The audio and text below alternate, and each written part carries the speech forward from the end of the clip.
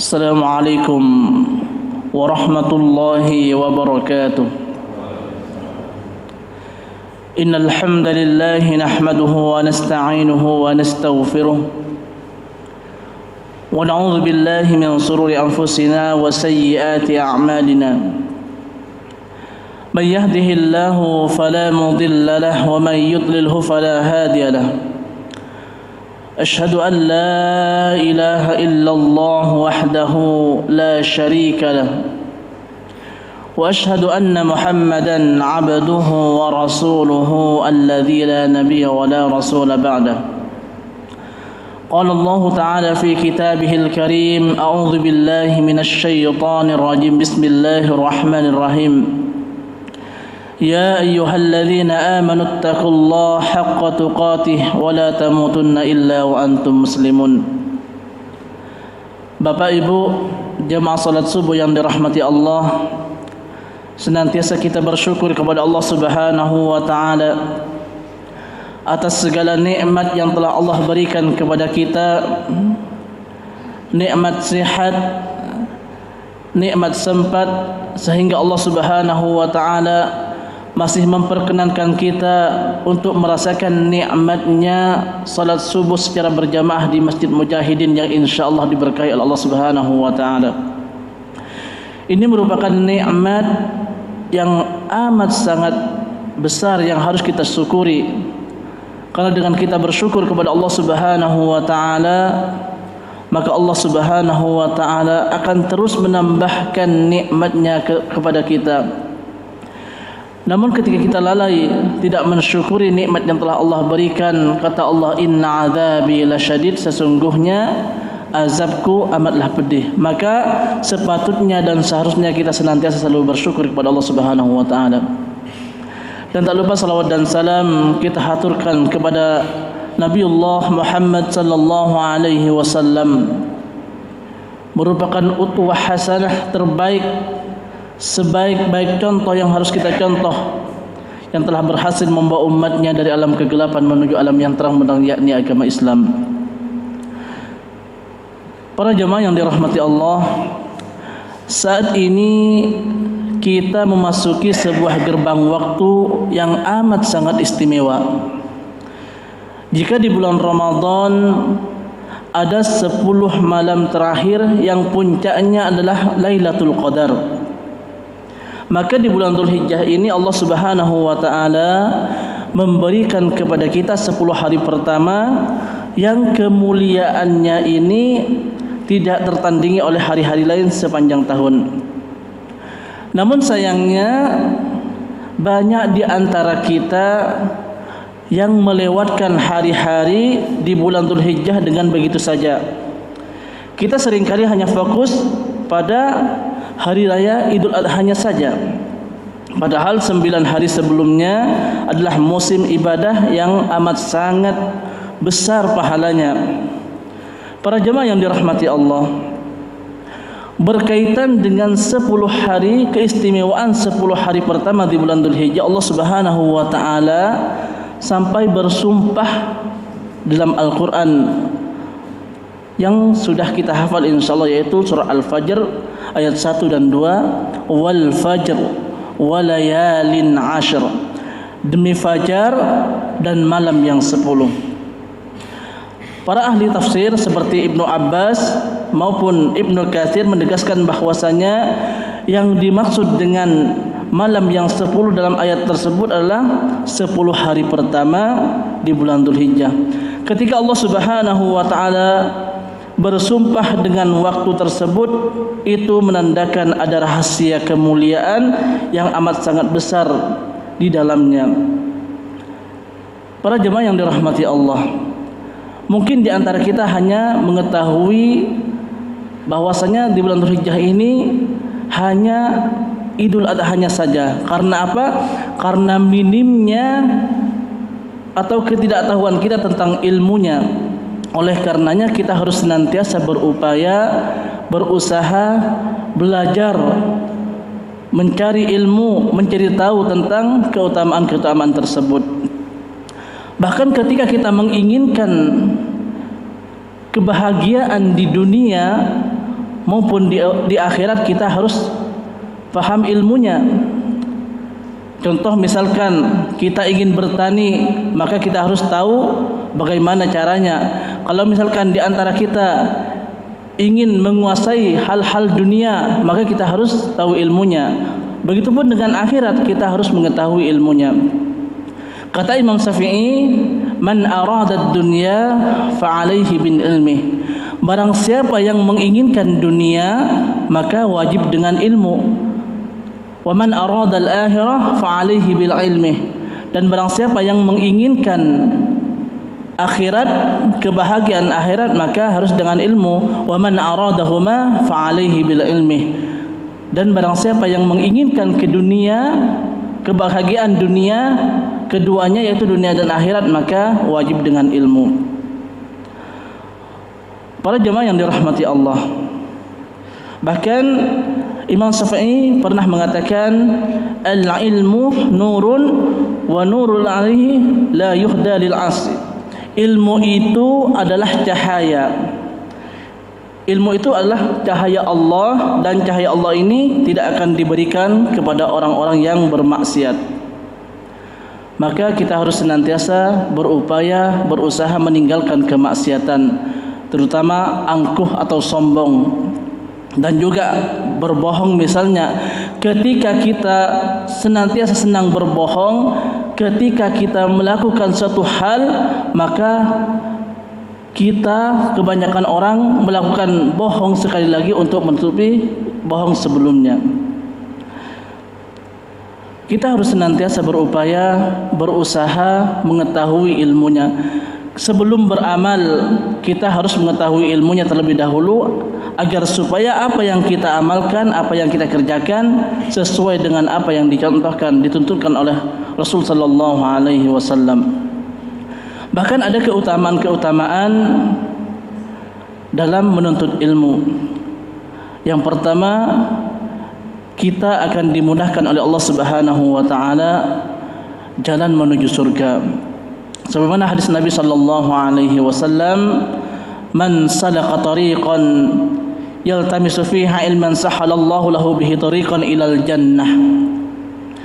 Barang siapa yang menempuh jalan untuk mencari ilmu, maka Allah Subhanahu wa taala akan mudahkan baginya jalan menuju surga. Ini hadis riwayat Muslim. Menurut ilmu syar'i adalah sebab seseorang mengetahui mana yang halal ataupun yang haram, mana yang sunnah dan mana yang bid'ah. Dengan ilmu, ibadah menjadi benar sehingga menjadi jalan menuju surganya Allah Subhanahu wa taala. Bahkan Syekh Muhammad bin Shalih Al-Utsaimin pernah menulis tentang keutamaan ilmu. Al-ilmu syar'i huwa afdalul ulum wa ashrafuha wa huwa miratul anbiya alaihim as-salatu wassalam. Ilmu syar'i ini, ilmu agama ini adalah ilmu yang paling utama dan paling mulia. Ilmu tersebut adalah warisan para nabi alaihi salatu wassalam. Oleh karenanya kita harus senantiasa berupaya, berusaha untuk senantiasa menuntut ilmu, mencari ilmu, agar dimudahkan jalannya menuju surganya Allah Subhanahu wa taala. Bahkan Allah Subhanahu wa taala akan mengangkat derajat orang-orang yang berilmu. Sebagaimana Allah Subhanahu wa taala berfirman, yarfa'illahu alladhina amanu minkum walladhina utul ilma darajat. Allah Subhanahu wa taala akan mengangkat orang-orang yang beriman dan berilmu beberapa derajat. Ini dalam surah Al-Mujadilah ayat yang ke-11.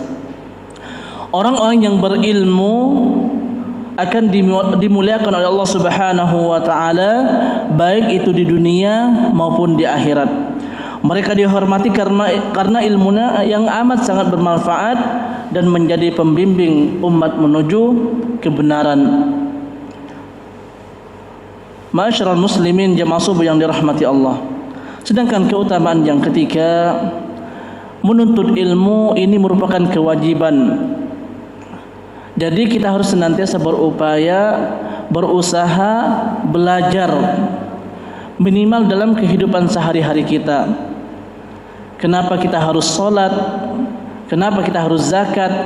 Kita harus tahu ilmunya, karena ini merupakan kewajiban bagi kita. Talabul ilmi faridatun ala kulli muslim. Menuntut ilmu itu merupakan kewajiban bagi setiap umat Islam. Setiap umat Islam, setiap muslim wajib mempelajari ilmu agama, terutama terkait dengan ibadah dan kehidupan-kehidupan yang lainnya, seperti tauhid, salat, puasa, dan akhlak, agar ibadah dilakukan di atas ilmu. Jadi kita harus senantiasa berupaya, berusaha ketika melakukan sesuatu harus ada dasar yang sesuai dengan apa yang dicontohkan oleh Rasulullah sallallahu alaihi wasallam. Tidak melakukan amalan-amalan yang tidak dicontohkan oleh baginda Rasul sallallahu alaihi wasallam, sehingga ilmu yang kita peroleh, yang kita dapatkan bermanfaat, tidak sia-sia. Sedangkan keutamaan yang keempat, ketika kita belajar ilmu, maka Allah Subhanahu wa taala akan menghendaki kebaikan kepada kita. Sebagaimana hadis Nabi sallallahu alaihi wasallam, "May yuridillahu bi khairan yufaqihu fid din." Barang siapa yang dikehendaki kebaikan oleh Allah Subhanahu wa taala, maka dia akan dipahamkan dalam agama. Hadis riwayat Bukhari dan Muslim. Ketika seseorang semangat belajar ilmu agama, menghadiri majelis ilmu, dan mencintai Al-Quran serta hadis-hadis Nabi sallallahu alaihi wasallam, itu adalah tanda Allah Subhanahu wa taala menginginkan kebaikan kepada kita, para jamaah yang dirahmati Allah. Bahkan ketika kita belajar ilmu, misalkan ilmu Al-Quran, kita belajar Al-Quran, memahami Al-Quran, belajar tafsirnya, apa kata baginda Rasul sallallahu alaihi wasallam? Khairukum man ta'allama al-Qur'ana wa 'allamah. Sebaik-baik di antara kita semuanya adalah orang yang belajar Al-Qur'an dan mengamalkannya. Jadi kita dikatakan oleh Rasul sebagai sebaik-baiknya manusia. Maka kita harus senantiasa berupaya mulai sekarang harus belajar agar supaya kita tidak tersesat dalam kehidupan dunia maupun akhirat. Bahkan keutamaan-keutamaan yang kelima adalah malaikat itu ridha kepada orang yang talabul ilm, menuntut ilmu.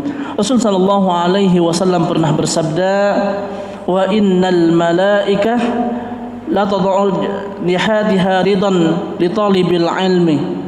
Sesungguhnya para malaikat membentangkan sayapnya karena ridha kepada penuntut ilmu. Jadi kita harus senantiasa senang dalam menuntut ilmu. Para malaikat mencintai penuntut ilmu karena mereka mempelajari wahyu-wahyu Allah dan sunnah-sunnah Rasul sallallahu alaihi wasallam. Ini menunjukkan bahwasanya mulianya kedudukan menuntut ilmu di sisi Allah Subhanahu wa taala. Sedangkan kemuliaan yang keenam, orang yang berilmu lebih mulia daripada ahli ibadah. Sebagaimana hadis Nabi sallallahu alaihi wasallam, "Fadlul 'alim 'alal 'abid ka fadlil qamari 'ala sya'iril kawakib." Keutamaan orang yang berilmu di atas ahli ibadah seperti keutamaan bulan purnama atas seluruh bintang. Ini hadis Nabi sallallahu alaihi wasallam yang diriwayatkan oleh Imam Abu Dawud dan Imam Tirmidzi. Ahli ibadah hanya bermanfaat untuk dirinya sendiri, sedangkan orang yang berilmu itu bermanfaat bagi dirinya dan juga orang lain, karena ia menyebarkan kebaikan-kebaikan yang akan memberikan manfaat kepada orang lain.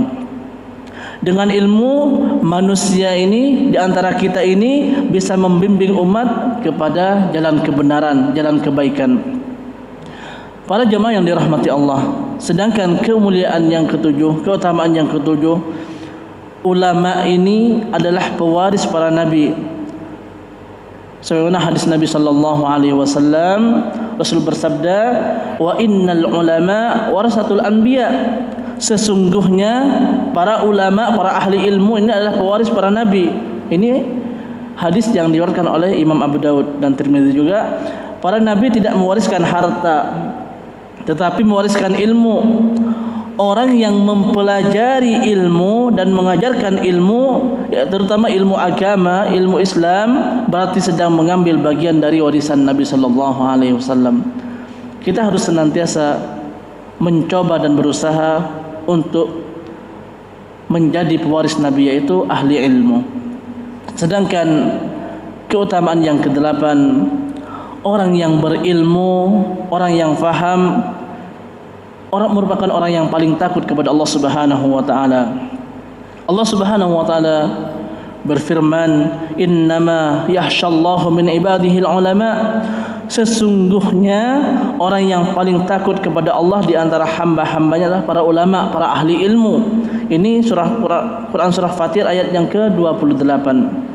Semakin seseorang itu mengenal Allah Subhanahu wa taala melalui ilmu yang diajarkan oleh Allah dan Rasulnya, semakin besar rasa takut dan pengagungan kita kepada Allah Subhanahu wa taala. Karena itu merupakan ilmu yang akan melahirkan ketakwaan kita kepada Allah Subhanahu wa taala. Tidak hanya itu para jemaah yang dirahmati Allah, ilmu juga menjadi amal jariyah. Keutamaan yang ke-9 itu ilmu akan menjadi amal jariyah. Sebagaimana hadis Nabi sallallahu alaihi wasallam yang sudah kenal, mungkin sudah hafal di antara kita, idza matal insan idfa' amaluhu illa min salasatin min sadaqatin jariyatin wa ilmin yanta'u fi wa walidan salihin yudfa'u lah. Jika seseorang itu meninggal dunia, maka terputuslah amalannya. Ketika orang meninggal dunia, orang itu wafat, maka terputuslah amalannya kecuali 3 perkara, kecuali 3 hal. Yaitu yang pertama adalah sedekah jariyah, ilmu yang bermanfaat, dan juga anak yang soleh yang mendoakan. Yang pertama, sedekah jariyah. Allah Subhanahu wa taala berfirman di surah Al-Baqarah bahwasanya ketika kita sedekah, ketika kita berinfak, itu diumpamakan oleh Allah Subhanahu wa taala seperti kita menanam satu pohon. Satu pohon itu tumbuh 7 tangkai, dan setiap tangkai itu berbuah 100 buah. Itulah pahala yang akan kita dapatkan ketika kita senang bersedekah, senang berinfak di jalan Allah Subhanahu wa taala. Dan juga ilmu yang diajarkan kepada orang lain akan terus-menerus mengalir pahalanya meskipun seorang itu telah wafat atau meninggal dunia. Maka kita harus berusaha minimal kepada anak didik kita, anak kita sendiri, untuk memberikan pelajaran tentang kehidupan dunia dan juga nikmatnya akhirat, agar supaya ilmu-ilmu yang kita ajarkan juga bermanfaat kepada kita, para jemaah yang dirahmati Allah. Sedangkan keutamaan yang ke-10, ilmu itu merupakan cahaya kehidupan. Allah Subhanahu wa taala berfirman, "Qul hal yastawiyal ladzi ya'lamuna wal ladzina la ya'lamun." Katakanlah, apakah sama orang-orang yang mengetahui dengan orang-orang yang tidak mengetahui? Ini Az-Zumar ayat yang ke-9. Ilmu ini membimbing manusia menuju jalan yang benar dan juga jalan menuju keselamatan dari kebodohan, kesyirikan, kemaksiatan. Bahkan ketika kita melakukan dosa, misalkan dosa syirik, naudzubillah, karena ketika kita melakukan dosa syirik, maka amalan-amalan yang kita lakukan itu akan hangus sebelum kita bertobat kepada Allah Subhanahu wa taala. Dan juga ketika kita melakukan kesyirikan, Allah Subhanahu wa taala mengharamkan surga, dan pasti kalau sudah diharamkan surga akan ditempatkan di nerakanya Allah Subhanahu wa taala. Maka pentingnya kita belajar mengetahui bahaya kesyirikan ini. Pentingnya kita mengetahui ilmu tentang kesyirikan ini. Karena apa? Karena ketika kita mati atau meninggal dalam keadaan berbuat kesyirikan, maka tidak ada tempat kecuali nerakanya Allah Subhanahu wa taala. Naudzubillah summa naudzubillahi min dzalik.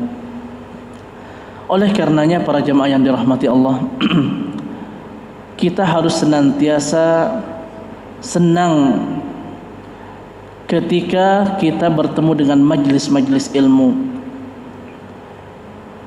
Kita juga harus senantiasa senang ketika mendengar kabar bahwasanya di masjid ini ada pengajian majlis ilmu. Karena apa? Karena ilmu itu akan bermanfaat kepada kita para jemaah yang dirahmati Allah.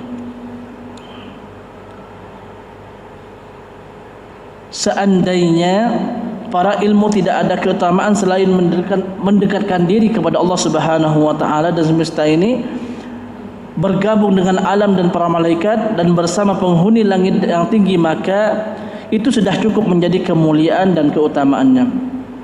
Bahkan Ibnu Qayyim Al-Jauziyah itu pernah berkata, pokok seluruh kebaikan adalah ilmu dan juga keadilan, sedangkan pokok seluruh keburukan adalah kebodohan dan juga kezaliman.